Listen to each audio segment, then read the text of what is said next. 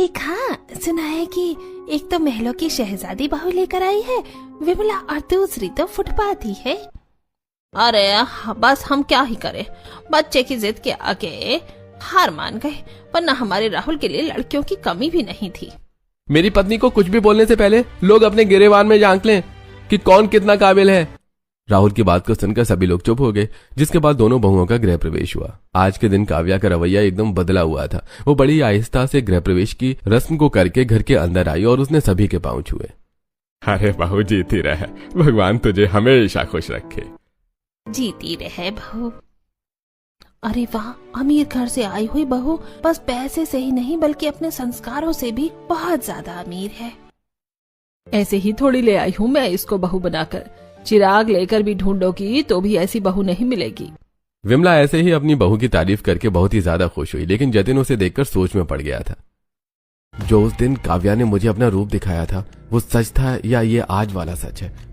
लेकिन चलो जो भी है, काव्या सभी से अच्छे से बात कर रही है, यही मेरे लिए अच्छी बात है।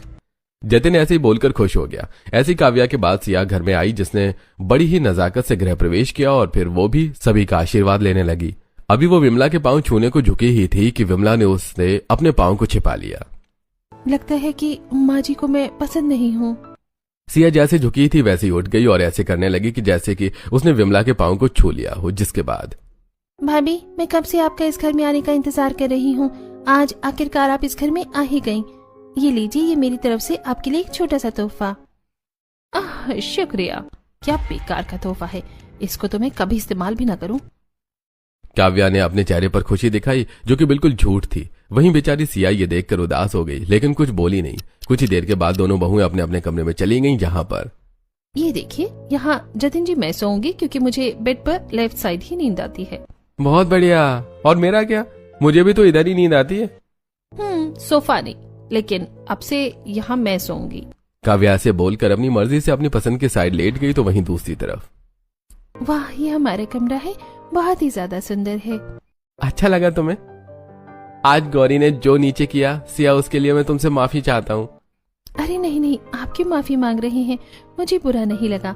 मैं लव मैरिज वाली बहू हूँ ना, तो मुझे परिवार कुछ दिनों के बाद ही अपनाएगा। सिया ने खुद ही खुद को समझा दिया, जिससे कि राहुल को काफी अच्छा लगा। एक तरफ सिया थी जो सच में अच्छी थी, लेकिन कोई भी घर में उसकी अच्छाई को नहीं देख पा रहा था। तो वहीं दूसरी तरफ काव्या थी जो दिल की अच्छी नहीं थी, लेकिन घर में सभी उसे प्यार दे रहे थे। ऐसी एक दिन गुजरा और आज के दिन दोनों ही बहुओं की पहली रसोई की रस्म होनी थी। काव्या और सिया दोनों ही अपने कमरे में तैयार हो रही थी। वाह, आज लग रही हूँ ना मैं कि मैं हूँ एक बड़े घर की बहू। चलो अब नीचे चल।